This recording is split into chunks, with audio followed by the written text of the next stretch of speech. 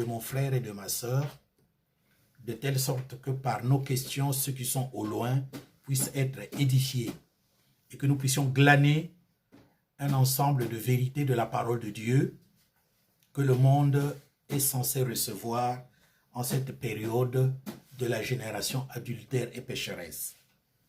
Béni soit la gloire de ton nom conséquemment et que la grandeur de notre Dieu accompagne cet enseignement par des signes, des miracles, de prodiges, des guérisons et par la distribution de dons du Saint-Esprit selon la volonté de ton désir et de ton conseil. Qu'il en soit ainsi dans le précieux et puissant nom du Seigneur Jésus-Christ de Nazareth. Amen. Amen. Veuillez vous asseoir, bien-aimés, et rivez vos yeux vers la foi en Jésus-Christ. Rivez vos cœurs vers notre Dieu. Nous allons avoir un service d'une importance capitale. Nous allons faire un service de questions et de réponses pour vous apporter des réponses sur un certain nombre de réalités spirituelles. Préparez les questions. Nous allons nous élancer dans cela. Amen. Amen. Bien, quelques questions. Allons-y. La première. Est-ce qu'il y a quelqu'un qui a... Oui, ma soeur. J'ai une question. Ça fait plus de... Ça fait au moins plus de 12 ans, je sais même, je dirais 15 ans. Je ne peux pas dire non parce que vu que ça va enregistrer et tout le monde écoute. Je connais quelqu'un, je lui ai rien fait. Je lui ai rien fait. Mais la personne, il a pris la décision de ne plus me voir. Il ne m'adresse pas la parole. Si je l'appelle, il ne répond pas. Je me suis posé la question, qu'est-ce que je peux faire? Qu'est-ce que je lui ai fait pour arriver jusqu'à là?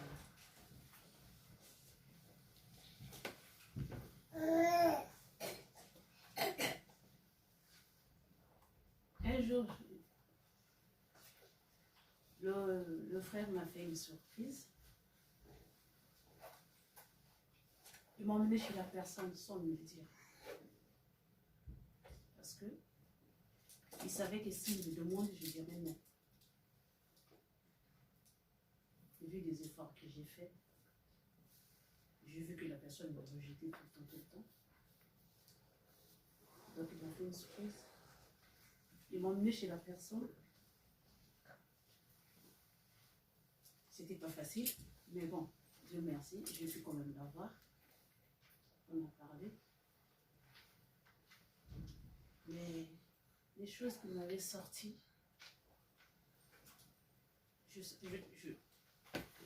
jusqu'à là, je me pose des questions. Pourquoi je n'arrive pas à trouver la solution? Pourquoi il m'a dit de ces choses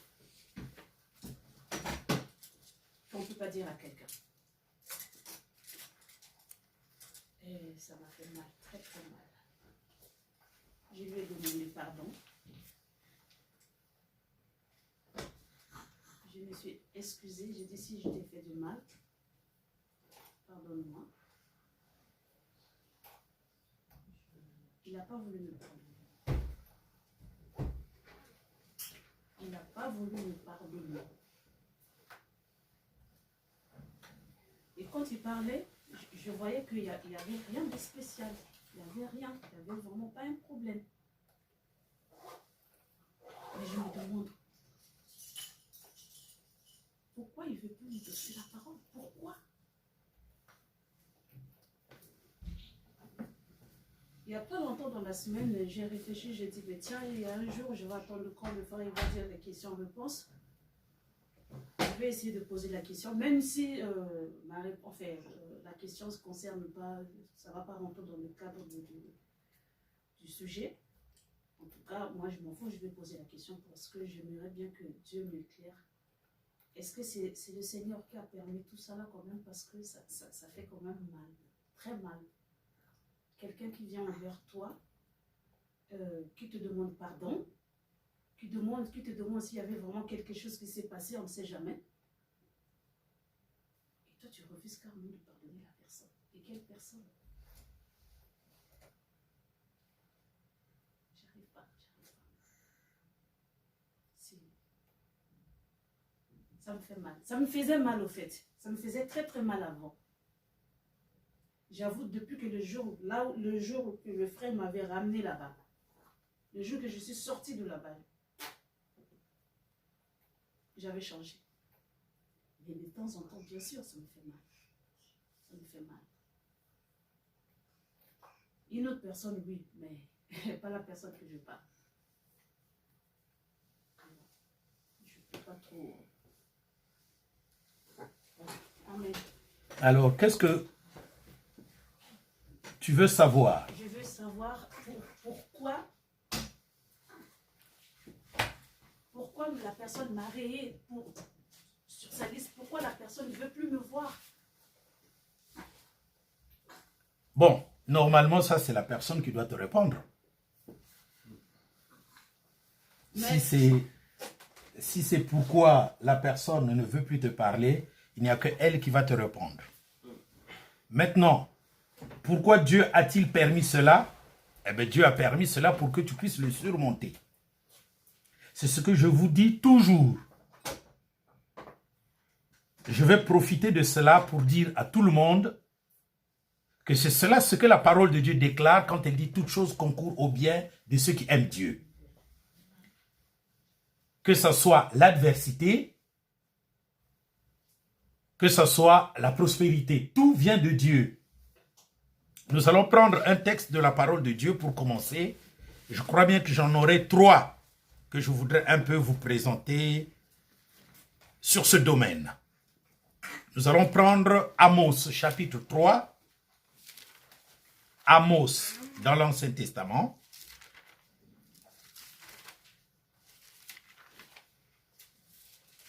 Le chapitre 3.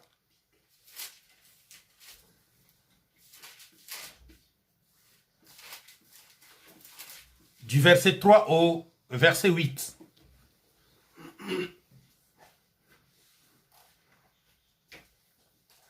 Oui, frère. 2 hommes marchent-ils ensemble sans être concertés? Le lion rugit-il dans la forêt sans avoir une proie? Le lionceau pousse-t-il des cris du fond de sa tanière sans avoir une capture? L'oiseau tombe-t-il du filet qui est à terre sans qu'il y ait un piège? Le filet s'élève-t-il de terre sans qu'il y ait rien de pris? Sonne-t-on de la trompette dans une ville sans que le peuple soit dans l'épouvante? Arrive-t-il un malheur dans une ville sans que l'Éternel en soit l'auteur? Car le Seigneur, l'Éternel, ne fait rien sans avoir révélé son secret à ses serviteurs, les prophètes. Amen. Amen. Ce texte nous déclare que toute chose concourt au bien de ceux qui aiment Dieu. En fait, c'est ce texte que Paul a expliqué dans l'Épître aux Romains. Le texte que je viens de vous présenter, qui est dans l'Ancien Testament, Paul l'a résumé en disant « Toute chose concourt au bien de ceux qui aiment Dieu ». En quelque sorte, chaque chose qui va t'advenir doit produire le bien si toi tu aimes Dieu. Si une personne ne veut plus te parler, il faut faire un premier pas pour la réconciliation. Peut-être un deuxième pas, peut-être un troisième pas. Et si la personne ne veut pas se réconcilier, il faut tout simplement la rayer vous aussi, de vos relations humaines. La question n'est pas de savoir pourquoi, qu'est-ce que j'ai fait. En fait, nous, enfants de Dieu, nous ne nous posons pas la question sur qu'est-ce que j'ai fait. Je voudrais vous enseigner de ne pas regarder le passé, mais plutôt de construire le futur. Et donc, c'est spirituel de couper certaines relations.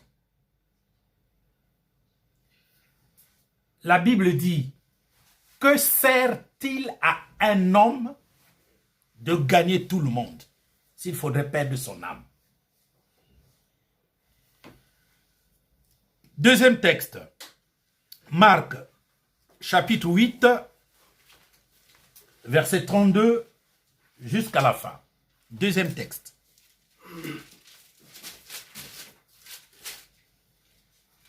Il leur disait ces choses ouvertement. Et Pierre, l'ayant pris à part, se mit à le répondre. Mais Jésus, se retournant et regardant ses disciples, réprimanda Pierre et dit, « Arrière de moi, Satan, car tu ne conçois pas les choses de Dieu. Tu n'as que des pensées humaines. » Puis, ayant appelé la foule avec ses disciples, il leur dit, « Si quelqu'un veut venir après moi, qu'il renonce à lui-même, qu'il se charge de sa croix et qu'il me suive. Car celui qui voudra sauver sa vie la perdra. Mais celui qui perdra sa vie à cause de moi et de la bonne nouvelle la sauvera. Et que sert-il à un homme de gagner tout le monde s'il perd son âme? Que donnerait un homme en échange de son âme?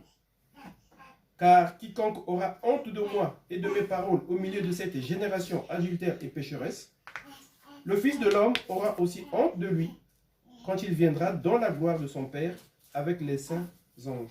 Amen. Voilà un autre texte qui nous parle de nos relations humaines les uns avec les autres. Si cela est possible, soyez bien avec tout le monde. Qu'est-ce que ça veut dire? Qu'il y a un conflit incompréhensible avec quelqu'un, les circonstances ont fait que vous vous rencontriez avec cette personne et que tu cherches une réconciliation, mais si la personne ne veut pas la réconciliation, eh bien, il faut l'oublier. Ce serait véritablement spirituel de l'oublier. Parce que en voulant recoller ce qu'on ne peut plus coller, vous allez creuser un fossé de plus en plus béant et cela va vous détruire. Parce que vous allez chercher pourquoi est-ce que vous n'avez pas eu la capacité, n'est-ce pas, de racoler ce qu'on ne peut pas coller. Et c'est pas bon.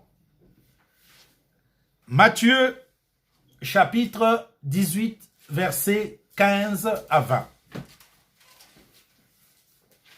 Si ton frère a péché, va et reprends-le entre toi et lui seul. S'il t'écoute, tu as gagné ton frère. Mais s'il ne t'écoute pas, prends avec toi une ou deux personnes, afin que toute l'affaire se règle sur la déclaration de 2 ou de 3 témoins. S'il refuse de les écouter, dis-le à l'Église. Et s'il refuse aussi d'écouter l'Église, qu'il soit pour toi comme un païen et un publicain. Je vous le dis en vérité, tout ce que vous lierez sur la terre sera lié dans le ciel. Et tout ce que vous délierez sur la terre sera délié dans le ciel. Ce texte,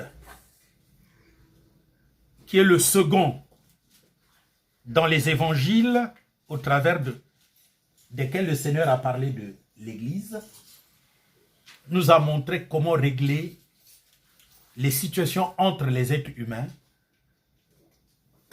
dans le cadre de l'Église. Ici, il est question du cadre de l'Église. Si un frère a péché, tu reconnais qu'un tel a péché, écoutez-moi très bien. Tu dois aller, toi qui as reconnu qu'il a péché, lui parler de son péché. Lui expliquer ce qu'il en est. S'il se repent, s'il demande pardon à toi, Même si ce n'est pas à toi qu'il a péché, mais il a péché, va, parle-lui. Nous appelons les autres. C'est pas bon. Tu dois d'abord aller, toi, pour lui parler, lui dire le péché. Peut-être que ce n'est pas un péché, mais au moins tu lui as parlé. Peut-être que c'est un péché, au moins tu lui as parlé.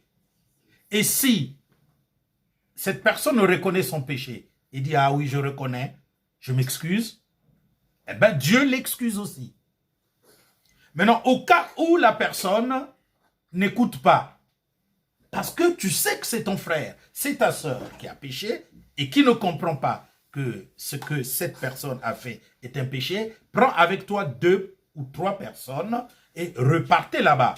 Tu lui expliques, je suis revenu à la charge parce que voici ce que je t'avais expliqué, mais décidément, tu n'as pas voulu comprendre et j'ai amené ces personnes pour te faire comprendre ton péché.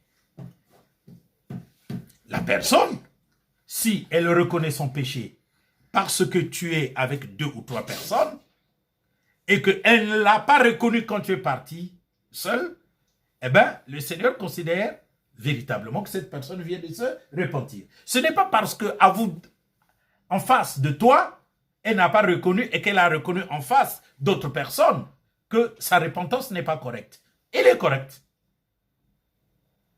Maintenant, si devant 2 ou 3 personnes, cela ne conduit pas ce frère ou cette sœur à se repentir, eh bien, il faut le dire à tout le monde.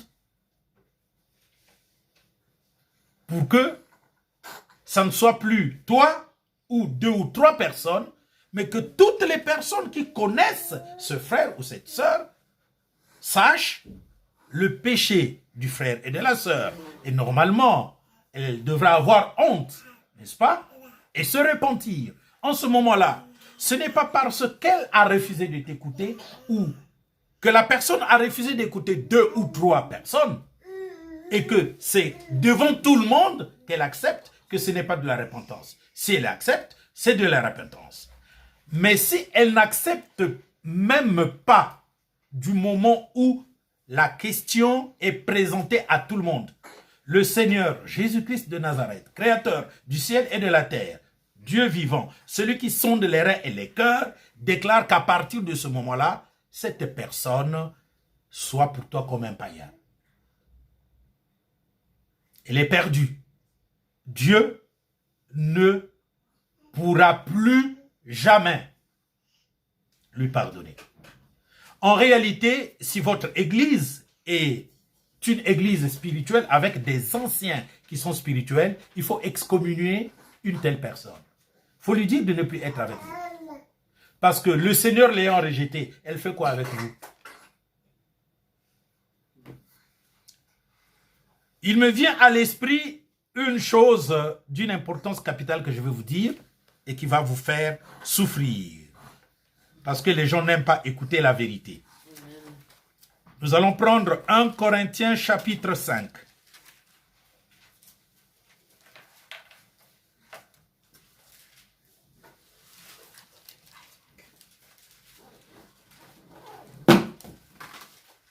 « 1 Corinthiens chapitre 5, verset 1. Disons 1 Corinthiens chapitre 5. Nous allons diviser cela en 2 parties.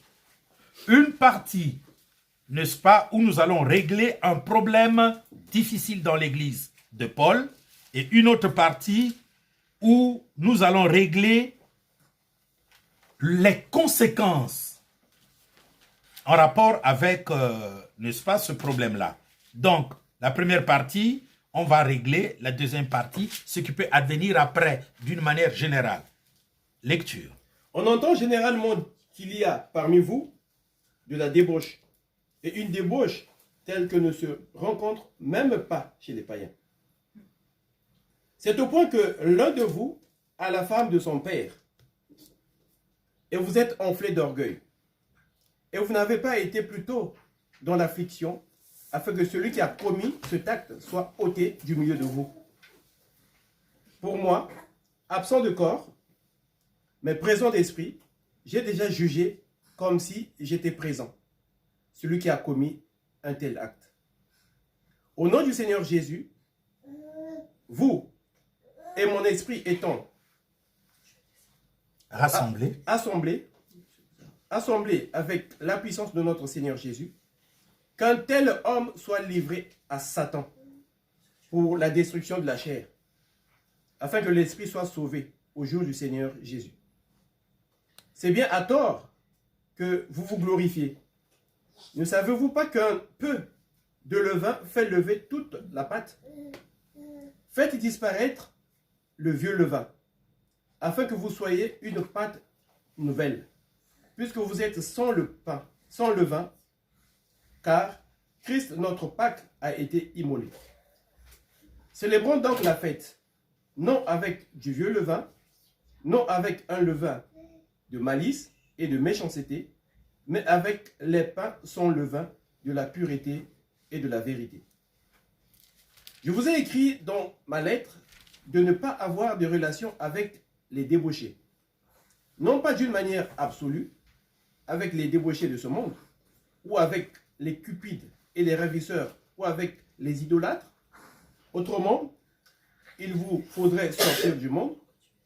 Maintenant, ce que je vous ai écrit, c'est de ne pas avoir de relation avec quelqu'un qui, se nommant frère, est débauché, ou cupide, ou idolâtre, ou outrageux, ou ivrogne, ou ravisseur, de ne pas même manger avec un tel homme. Qu'ai-je en effet à juger ceux du dehors? N'est-ce pas ceux du dedans que vous avez à juger? Pour ceux du dehors, Dieu les juge. Ôtez le méchant du milieu de vous.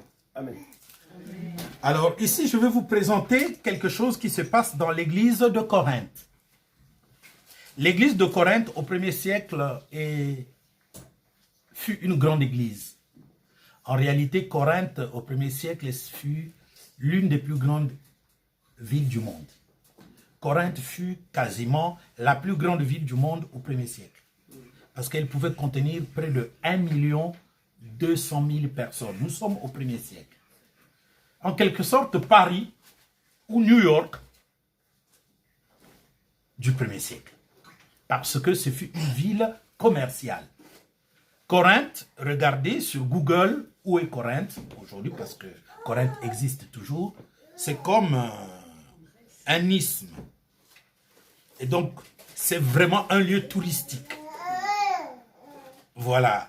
C'est un lieu qui recueille le trafic maritime et qui le déverse sur la surface de la terre. Donc, c'est aussi un ensemble d'îlots tout autour de cette grande ville. Alors, dans cette ville de Corinthe, Paul écrit: on entend généralement dire qu'il y a parmi vous de la débauche. Et une débauche telle qu'elle ne se rencontre même pas chez les païens. C'est-à-dire les personnes qui ne croient pas en Jésus-Christ. C'est au point que l'un de vous, membre de l'église de Corinthe, a la femme de son père.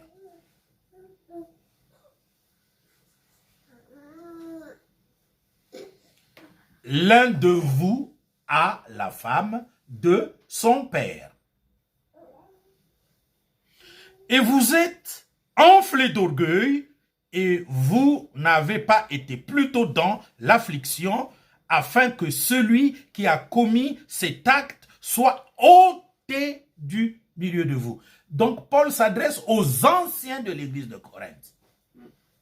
Il dit, mais dites donc, ôtez ce monsieur qui a la femme de son père. Alors ici, la parole dit qui a la femme de son père. Est-ce sa maman? Si c'est sa maman, il n'aurait pas dit qui a la femme de son père. Il aurait dit qui va avec sa maman. Si l'on parle de la femme de son père, c'est que ce père avait combien de femmes? Au moins deux. Et ce père était dans quelle église? L'église de Corinthe. L'église de Corinthe. Est-ce que ce père avait un fils? Oui. Qui était de l'église? Oui. Donc nous nous retrouvons avec une situation où Monsieur X a au moins 2 femmes et son fils couche avec la femme de son père. Et l'apôtre Paul engueule les anciens de l'église de Corinthe qui n'ont pas voulu excommunier ce frère en Christ. Il a dit, il faut le sortir de l'église. Et de prier Satan pour que Satan le tue.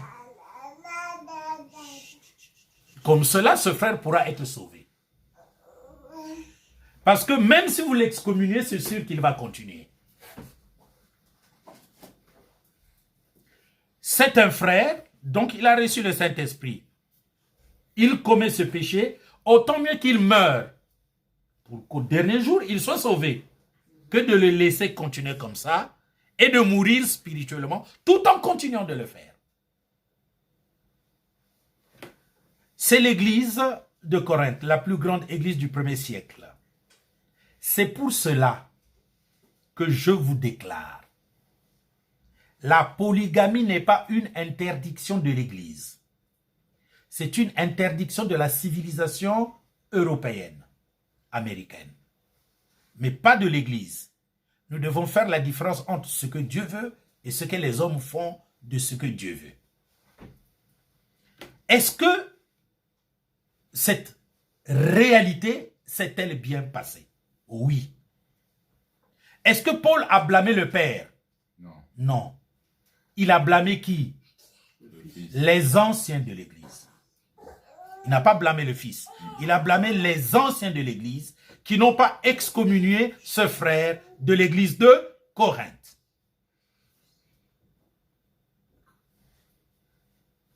Parce qu'au lieu d'excommunier ce frère, qu'est-ce qu'ils ont préféré faire? Eh bien, garder la situation comme ça.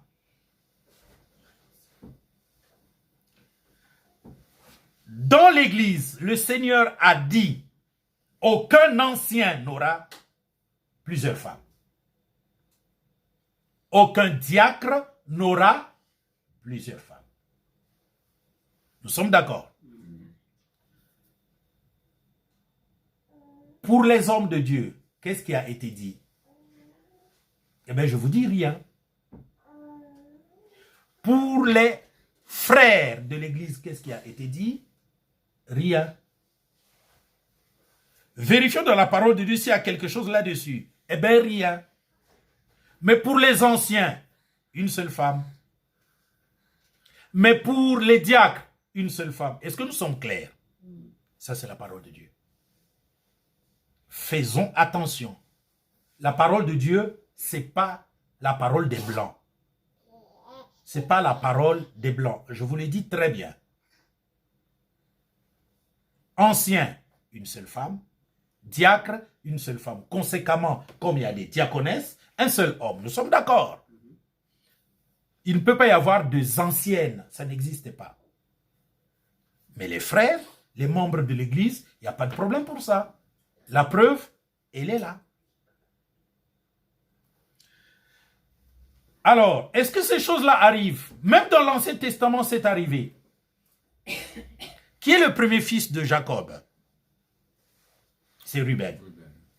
Pourquoi Ruben n'a pas eu la bénédiction? Parce qu'il est monté sur la couche de son père.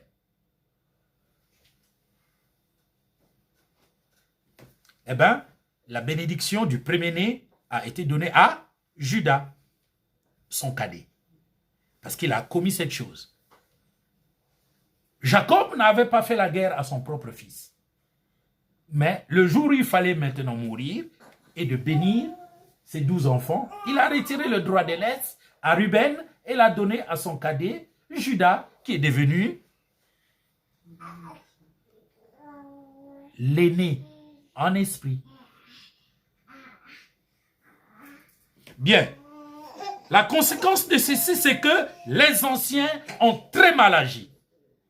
Et Paul leur écrit en disant, vous ne devez pas faire ça. Moi, apôtre, et vous, anciens, nous tous réunis, eh bien, excommunions cet homme pour qu'il meure. C'est le seul moyen de le sauver, parce qu'il a reçu l'Esprit de Dieu. Ça ne va pas s'arrêter là. C'est dur à entendre. Mais pourtant, c'est la vérité. Il y a encore une autre chose que nous devons retenir dans l'Église. L'Église n'est pas une nation, un pays, une société où on ne trouve pas de problème. Ça n'existe pas, sinon ça ne serait pas l'Église. Les églises qui prétendent le dire est un ensemble ou un assemblage d'hypocrites. Toute la parole des épîtres est composée de textes de Dieu pour vous aider à régler les problèmes les uns les autres. Il faut les régler selon la parole. Ne prétendez pas penser que vous trouverez quelque part un groupe de personnes où il n'y a pas de problème. Ce n'est pas ici que vous trouverez cela. Je connais quelque part où il y a ce groupe-là de parfaits, c'est au paradis, au 3e ciel. Mais ici sur la terre, tout ce que nous devons vivre doit concourir au bien de ceux qui aiment Dieu. C'est-à-dire que nous devons tout supporter pour que nous devenions de plus en plus forts par rapport à ces difficultés humaines-là. C'est nous qui devons surpasser ces choses. Et le Seigneur est très clair. Quand il y a un problème entre frères, il faut le régler. Quand il y a un problème dans une famille, il faut la régler. Quand il y a un problème entre une relation humaine mettant en exergue 2 ou plusieurs personnes, réglez le problème.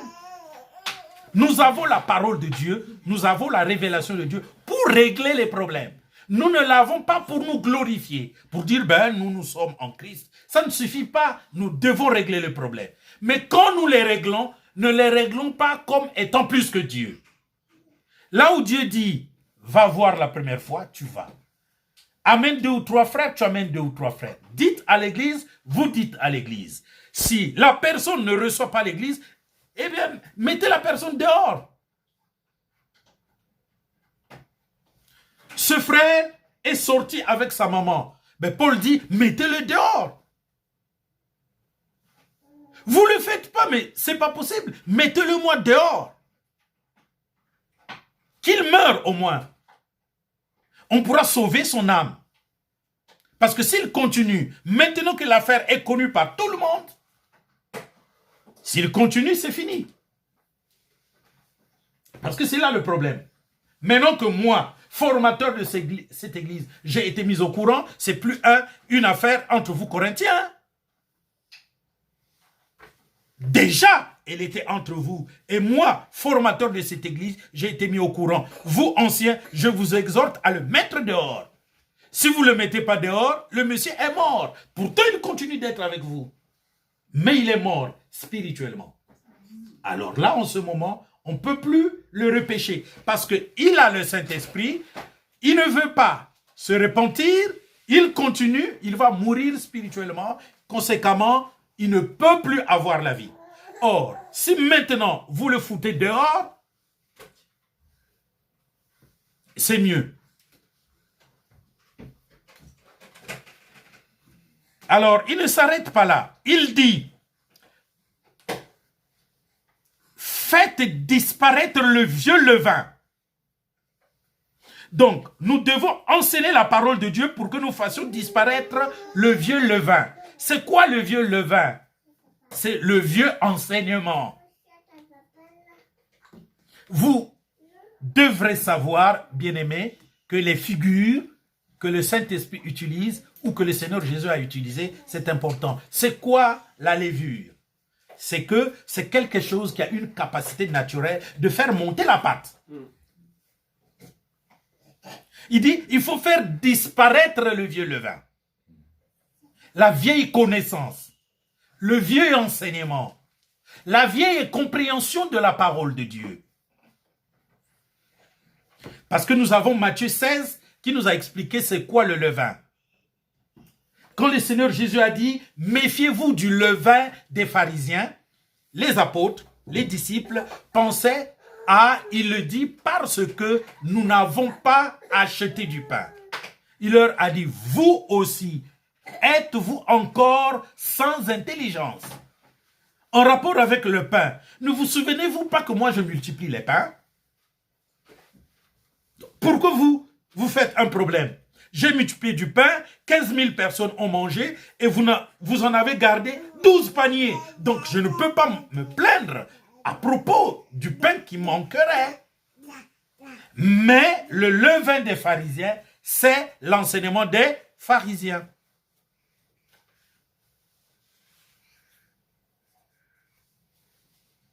Amen. Amen. Alors il continue de dire, célébrez donc la fête avec non du vieux levain, mais avec du pain pur. C'est quelle fête? La Cène, qui est différente de la Pâque. L'Église ne fête pas de Pâques ni de Pentecôte. Je reprends. L'Église ne fête ni Pâques ni Pentecôte. Parce que la Pâque, la Pentecôte, fait partie des 7 fêtes israélites. Il y en a 7. Il y a la Pâque. Juste après la Pâque vient une semaine de pain sans levain. Après la semaine de pain sans levain, il y a 50 jours, vient la Pentecôte. Ce sont les 3 premières fêtes d'Israël qui se passent les 3 premiers mois. Et puis, il y aura 4 autres fêtes qui se passent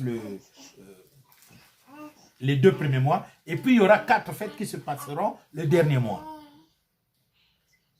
Ce sont des fêtes d'Israël et non des fêtes de l'Église. Nous avons 2 fêtes. La première est associée à la nouvelle naissance d'un bien-aimé.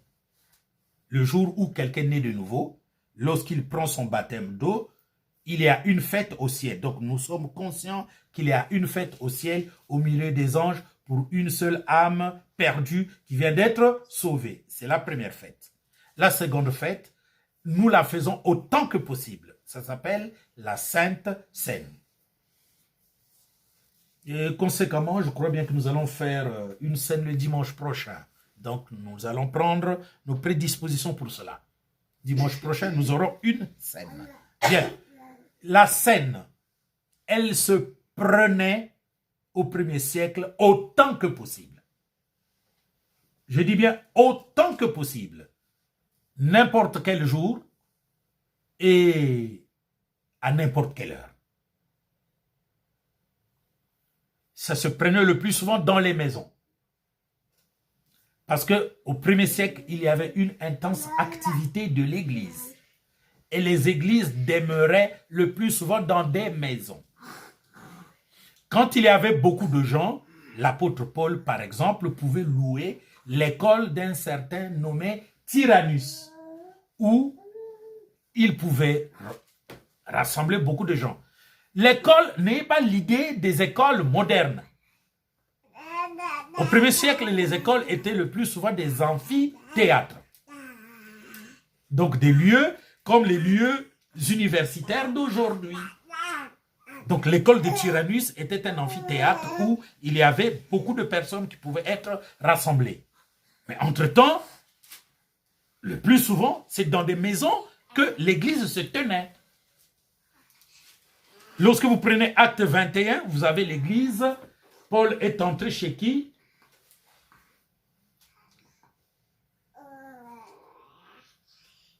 Il est entré chez qui dans Acte 21?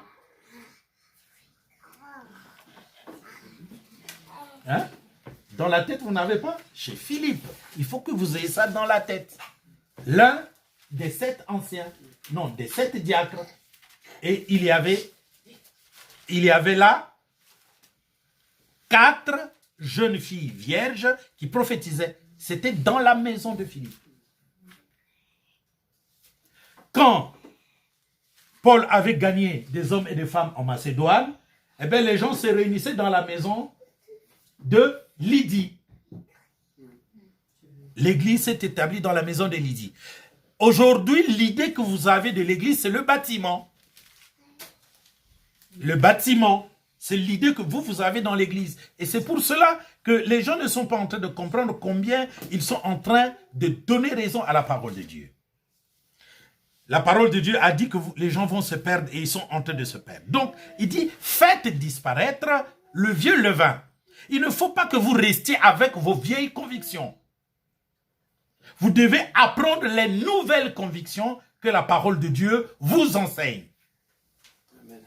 La vie, c'est abandonner les vieilles convictions et prendre les nouvelles convictions, les nouveaux enseignements, une nouvelle marche que vous devez avoir, une nouvelle pratique, de nouvelles relations humaines que vous devrez avoir.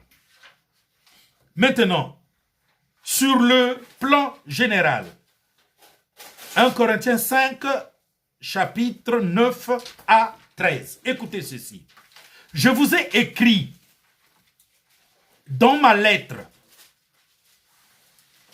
de ne pas avoir des relations avec les débauchés. Je voudrais vous poser la question. Ici, c'est la première épître de Paul aux Corinthiens. Dans cette première épître de Paul aux Corinthiens, donc cette première lettre de Paul aux Corinthiens, Paul dit, je vous ai écrit une première lettre. Elle est où? On ne la connaît pas. On ne la connaît pas. Mais parce qu'elle a été gardée par les Corinthiens. Ils ne l'ont pas donnée à d'autres églises. Donc, ils l'ont perdue. Donc, ils l'ont sciemment perdue. Parce que c'est sûr que cette lettre était dure. Et la dureté apparaît ici. Il dit, je vous ai écrit dans ma lettre de ne pas avoir de relation avec les débauchés.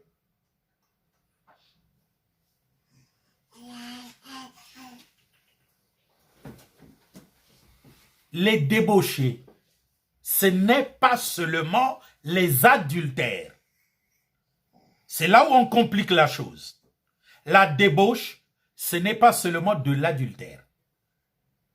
La débauche, en réalité, c'est de l'impudicité.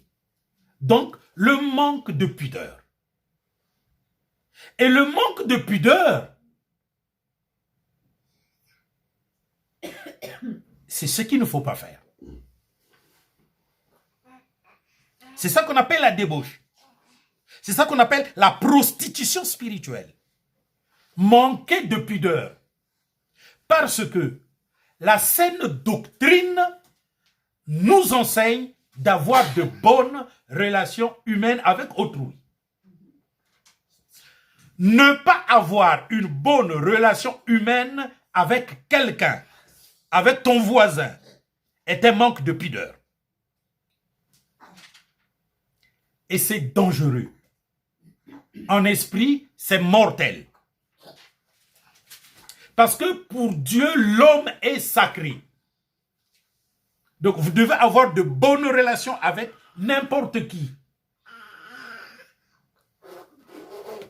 Ça généralise tout. Est-ce que vous êtes en train de me comprendre? Amen.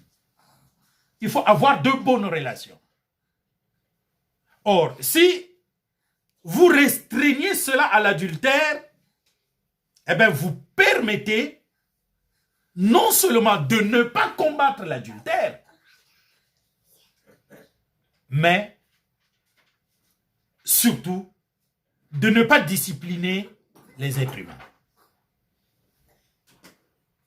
Parce que même avoir un mauvais regard, ce n'est pas bon. Avoir des mauvaises intentions sur quelqu'un, ce n'est pas bon. Injurer quelqu'un, ce n'est pas bon. Critiquer sans fondement, ce n'est pas bon. S'immiscer dans les affaires d'autrui, ce n'est pas bon. C'est ce que vous faites tous les jours. Et le plus souvent, vous vous posez la question, pourquoi je ne reçois pas le Saint-Esprit? Mais c'est parce que vous vous conduisez mal. L'être humain qui est en face de vous, que ce soit ton ennemi, la parole de Dieu va te dire, aimez vos ennemis. La parole de Dieu ne vous a jamais dit, aimez vos amis.